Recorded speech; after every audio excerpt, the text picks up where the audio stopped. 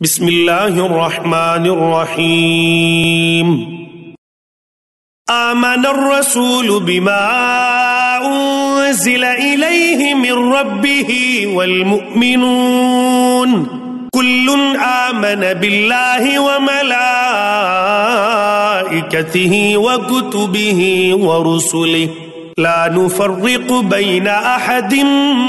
من رسله وقالوا سمعنا وأطعنا غفرانك ربنا وإليك المصير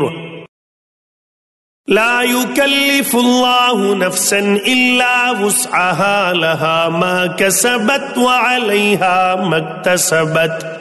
ربنا لا تؤاخذنا إن نسينا أو أخطأنا ربنا ولا تحمل علينا إصرا كما حملته على الذين من قبلنا ربنا ولا تحملنا ما لا طاقة لنا به واعف عنا واغفر لنا وارحمنا